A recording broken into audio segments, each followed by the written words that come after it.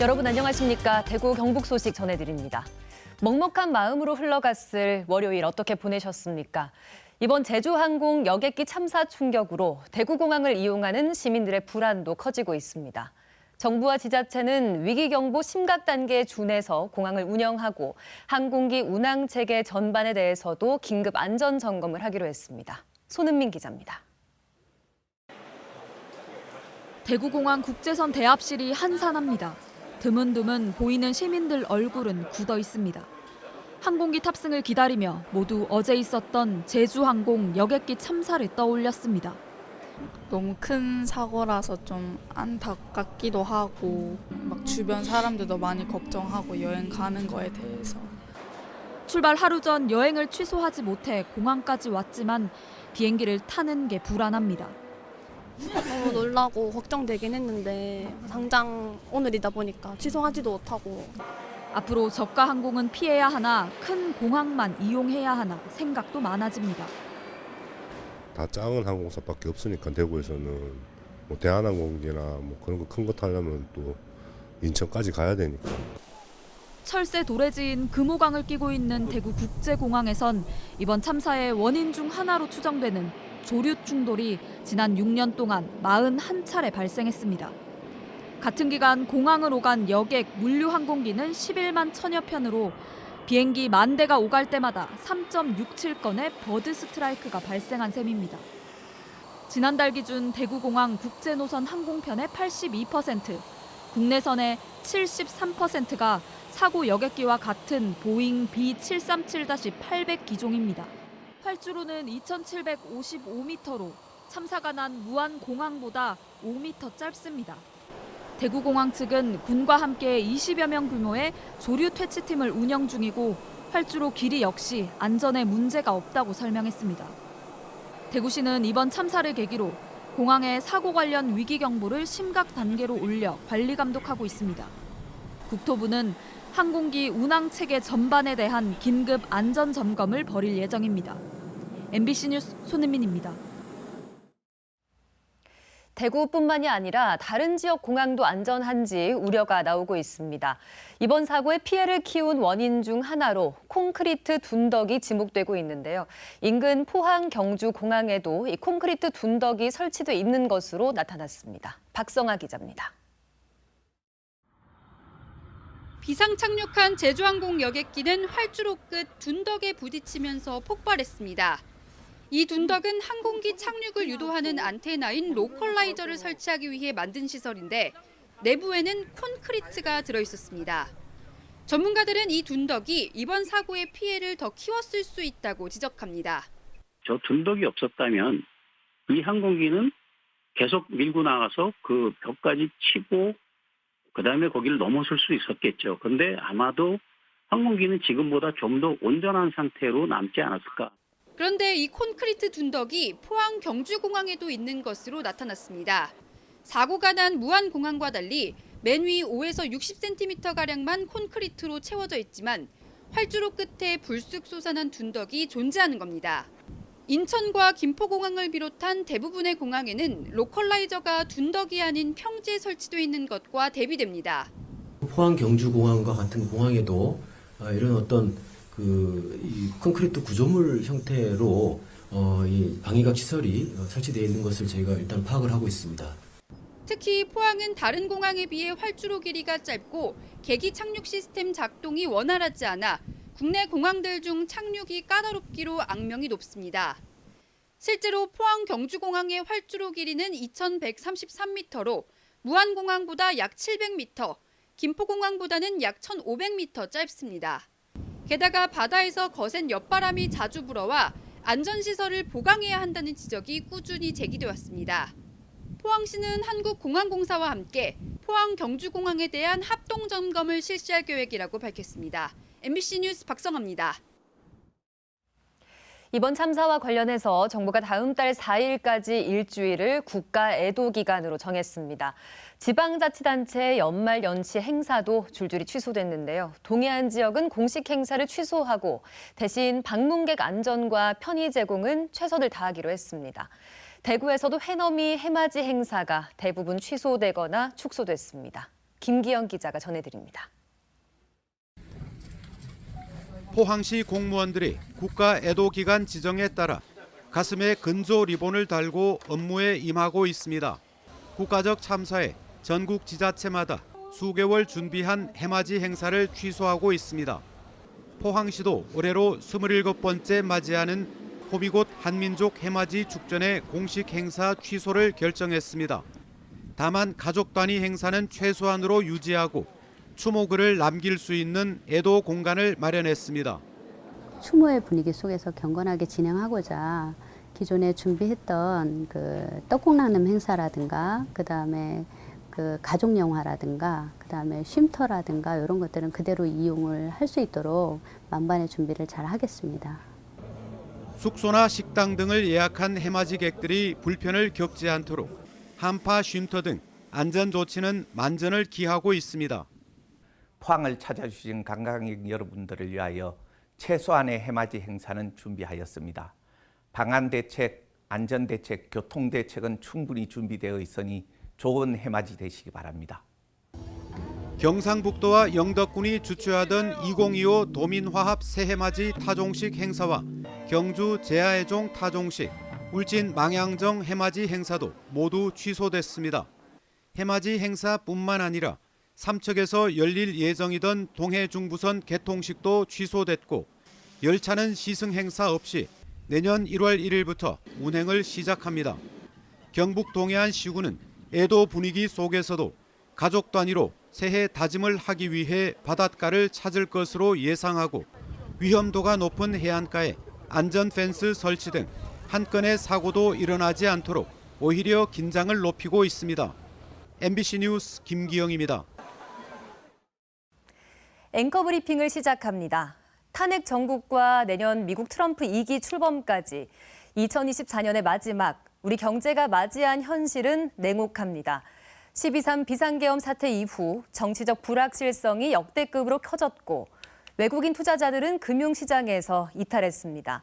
특히 내년 1월 20일에 출범하는 미국 트럼프 2기 행정부의 관세 리스크가 현실화될 경우 한국 경제는 벼랑 끝으로 몰릴 수 있다는 우려가 커지고 있습니다. 환율은 이미 걷잡을 수 없는 상황입니다.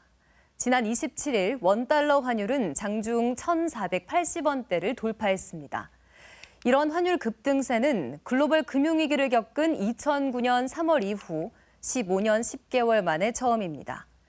비상계엄 이후 1,400원을 훌쩍 뛰어넘은 원달러 환율은 좀처럼 내려올 기미를 보이지 않고 있습니다. 천장을 뚫은 환율뿐만이 아니라 부쩍 약해진 경제 체력도 문제입니다. 한국은행이 최근 발표한 내년 경제 성장률 전망치는 1.9%, 내후년 전망치는 1.8%입니다. 하지만 이 수치는 탄핵 정국이 시작되기 전의 전망치로 정치적 불확실성이 계속될 경우 내년도 경제 성장률이 곧장 0%대로 떨어질 가능성까지 나오고 있습니다.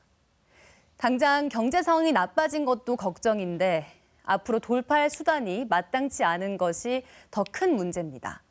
이처럼 한국 경제가 앞이 안 보인다는 전망이 계속되면서 국내 증시는 고전을 면치 못하고 있습니다. 새해 개인 투자자들은 혼란한 국내 정치 상황과 미국의 트럼프 2기 행정부 출범에 따른 불확실성을 고려해서 어느 때보다도 신중하게 판단해야 한다는 목소리가 높습니다. 우리나라는 수출 의존도가 대단히 높은 국가라고 볼 수가 있습니다. 만성적인 내수는 만성적인 부진 상황에 있는 것이기 때문에 수출이 잘 되면 경제 성장률이 높아지고 수출이 안 되면 경제 성장률이 떨어지는 그런 경제 구조를 가지고 있단 말이에요. 근데 트럼프 대통령이 우리나라를 포함한 많은 국가들에게 10%에서 20% 정도의 관세 부과를 예고하고 있습니다. 우리나라 기업들, 특히 수출 기업들의 실적에 영향을 직접적으로 미칠 수 있는 사안이라고 봐야 되는 거고요. 그렇게 되면 결국은 수출 기업들의 실적이 떨어지면서 주가가 영향을 받을 수밖에 없는 것이겠죠. 내년도 코스피가 2,300에서 한 2,700 정도의 박스권에서 머문다고 생각을 하면은 지수를 추종한 ETF에 투자를 하시는 것도 하나의 대안이 될 수가 있을 것 같습니다. 그리고 좀 유의를 하셔야 되는 종목 같은 경우에는 지금 탄핵 전국으로 접어들면서 정치 테마주에 관심을 보이시는 분들이 많습니다. 근데 테마주라는 것은 기업의 실적이나 가치에 관계없이 움직이는 종목이기 때문에 물론 일부는 돈을 버시는 분들도 있겠지만 대부분은 큰 손실을 경험하시게 될 겁니다. 그러니까 주위에서 테마주로 돈 벌었다는 이야기 들어도 부러워하지 마시고 투자 철학과 원칙을 가지고 투자를 하셨으면 좋겠습니다.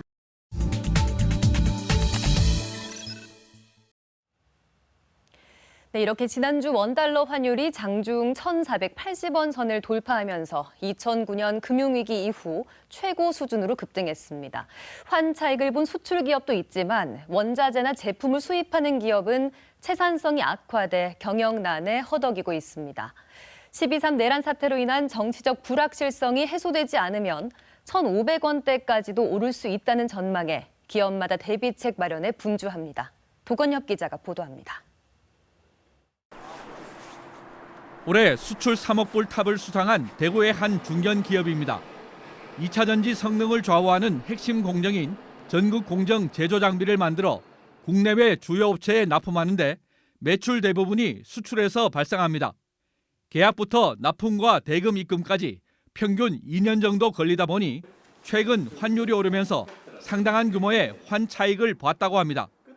1, 2년 전에 달러로 계약을 했던 게 지금 납품이 되면서 입금이 되거든요. 이 달러로 들어오니까 이 달러 계약을 한 부분에 대해서는 저희들은 차익이 되는 거죠. 반면 중간재를 수입 가공해 재수출하거나 수입을 주로 하는 기업은 부담이 커졌습니다.